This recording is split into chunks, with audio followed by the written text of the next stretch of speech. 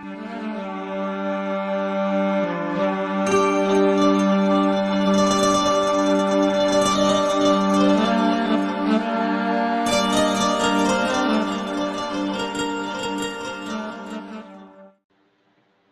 hello everybody. Greg Cumming here from Good News for Israel, and today we're looking at in our Take 5 and Selah, which is just taking some time and just loving Jesus. We're looking at Abram's journey from Shechem up to Bethel, and where the scripture says that he pitched his tent on a mountain east of Bethel. Let's read it. Genesis chapter 12, verse 8. And he moved from there to the mountain east of Bethel, and he pitched his tent with Bethel on the west and Ai on the east. And there he built an altar to the Lord and called on the name of the Lord. Today I'd like to, just as we pause and consider, I would like to talk about the tent that Abram and his company traveled with, and the entire camp, the tents that they lived in.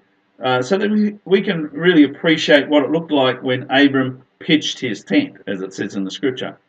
I've led to a particular article by a man called Jeff E. Banner from the Ancient Hebrew Research Center, who I studied his work. The tent of Abram's day was divided into only two parts. There was the main section behind the tent door, which was the men's section. The other section is the women's section, with a wall dividing the two parts. So there was no door to the exterior. You walk through the men's section and then into the women's section, with a sort of a tent wall and a flap in between. The only males allowed into the women's section are the father of the tent and the children. Interestingly enough, the Hebrew word bait, which means house, is not only the name of the letter, but it's a common Hebrew word meaning home. And so the letter is a representation of the floor plan of the tent or the home of the nomadic Hebrews. It's interesting. You go and have a look at the Hebrew alphabet and look at the letter bait. The entrance to the tent is covered by a curtain which hung down from the top of the entrance. The Hebrew word dalet, or dal, means to hang down, and it's the root word for dalet, which is the Hebrew letter, meaning door. The word is also the name of another Hebrew letter, dalet, a representation of the tent door. The door of the tent is the most important part of the tent, not because of its appearance, but its function as the entrance into the tent. Genesis chapter 18, verse 1, Abram was sitting at the entrance of the tent as the day grew hot. So the door of the tent can be equated with almost like the throne of a king. In the Hebrew culture, the father of the family is the king of the family, the one who holds the authority over the family. And the father will often sit at his door, much like a king will sit on his throne. And all the family legal matters were performed at the tent. And here the father will watch over his household as well as watch for passing travellers. And the whole nomadic rules of hospitality are very strict, they're very complex. So this is how the tent was constructed. What were they made of? Well, they were constructed usually of black goat hair. That's why in the Song of Solomon, you will see the book of the Song of Solomon, chapter 1, verse 5 says, dark am I, dark like the tents of Kedar, like the tent curtains of Solomon. So the colour of the tents was a very dark black or very, very dark brown. The hair is spun into strands, which are then woven together, forming panels, approximately about 2 feet wide and the whole length of the tent. And over time, the panels begin to bleach from exposure to the sun and are periodically replaced. But very little is discarded because so much work is invested in their materials, including the tent. So the pieces of the tent which are removed are usually recycled and become things like walls and mats and curtains and whatever. Another Hebrew letter derived from the tent itself is the letter Het, a word which means wall. And this letter in the ancient Hebrew script is a picture of a wall. And the size of a tent depends on the size and wealth of a family. And as the family grows, Additional panels are added, so you've got 2 sections and 3 sections, etc., to increase the size of the tent. Isaiah 54 verse 2 says, enlarge the place of your tent, stretch your tent curtains wide, do not hold back, lengthen your cords, lengthen your stakes.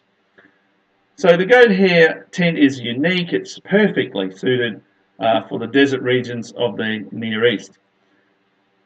Heat. Let's look at heat. A tent provided shade from the sun. During the strong heat of the day, the father would often sit at the door, as we've said, watching his family, his livestock. He'd look down the road for travellers.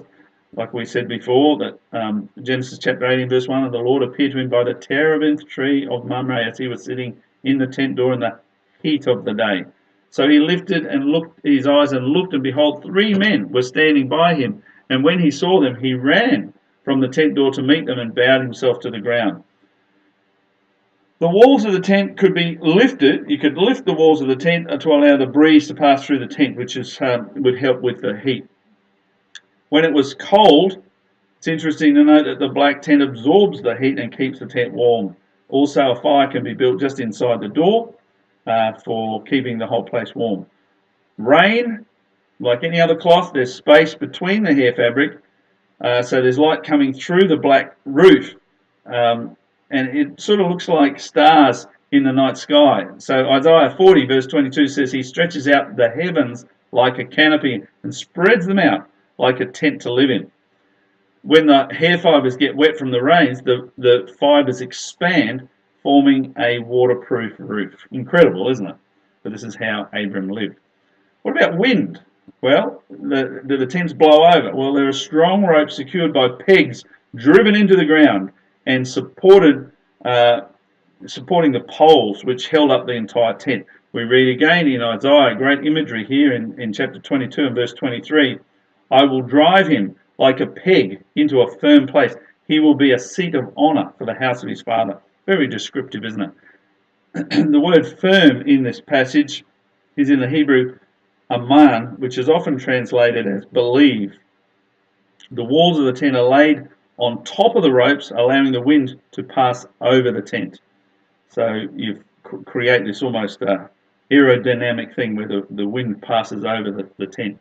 The Hebrew letter vav or vor is a representation of the pegs used to secure the tent, and the word vor is also a word in the Hebrew language meaning peg itself. So the nomadic family consisted of the Beit, which is the house, or the family, Mishpechah, the clan, and Mateh, the tribe. And the family, the children, the parents, the grandparents all resided in one tent. The clan consisted of the extended family, grandparents, uncles, cousins, etc., residing in one camp, and could contain as many as 50 to 100 tents laid out in a circular pattern. So when the clan becomes too large for one area to support, the tribe splits into 2 clans. So, for example, in Genesis 13, when Abram and Lot separate because there's not enough food for their flocks to go around, and the camp becomes just too big, they can separate.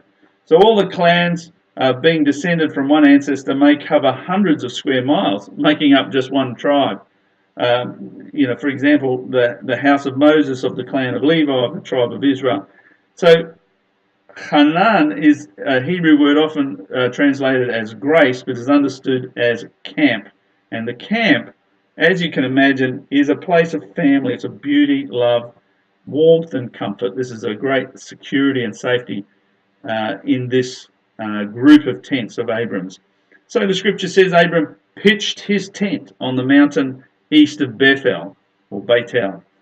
So does your own home reflect a sense of family, like Abram's tent did? Are you a father, for example, who protects your family, your wife and your children? Do you lead your family in the direction of your home and in loving spiritual leadership? Do you look after your family? Is the father honoured, for example, and respected in the home and community as it was in Abram's day? Is your extended family welcome? Next time we're going to move away from the tent. I just thought that would be great to look at that and Selah, think and pause and consider the wonderful tent, how even represented by the Hebrew letters and their meanings. We're going to look next time at where is Bethel, because there's a lot of contention still to this day over where Bethel is. Well, until then, God bless you and bye-bye for now.